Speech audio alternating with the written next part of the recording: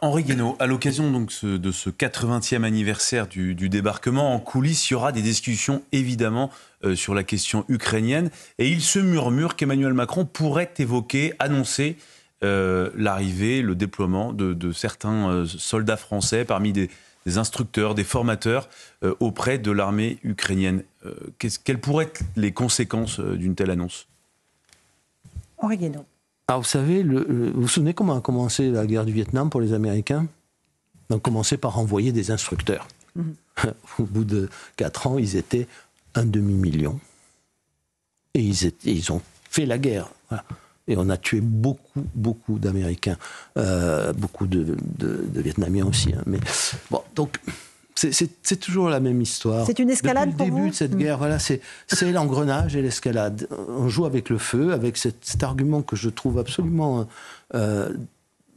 insupportable, qui consiste à dire « mais on avait fixé la ligne rouge à l'envoi d'armes offensives. On a envoyé des armes offensives, il ne s'est rien passé. Puis des chars, il ne s'est rien passé. Puis des avions, il ne s'est rien passé. Puis maintenant, on autorise à tirer sur le territoire russe. Et vous allez voir, il ne va rien se passer. » Le problème de ces lignes rouges, enfin de la dernière ligne qu'il ne fallait pas franchir avant que les choses tournent mal et nous échappent, c'est qu'on ne sait qu'après que c'était la dernière.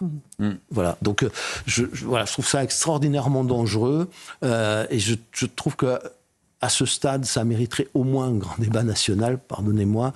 Le président de la République a le pouvoir d'envoyer des troupes dans l'urgence, parce que l'intérêt de la France, voilà, est menacé.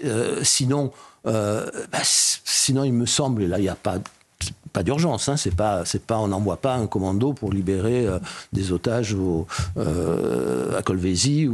Non.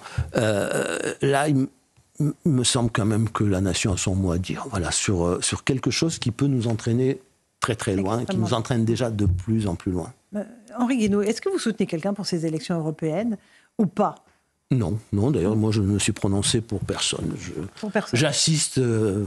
Vous ne voterez pas pour votre famille traditionnelle de la droite? Je vous dis, d'abord, je ne soutiens personne. Après, je ne vous dirai pas ce soir pour qui, mais bon. Vous irez voter pour qui je voterai. Voilà, mais disons que je ne suis pas enthousiasmé par l'offre politique du moment. Vous vous rendrez dans les bureaux de vote? Oui, je me rendrai dans les bureaux de vote. Je me rends toujours dans le bureau de vote.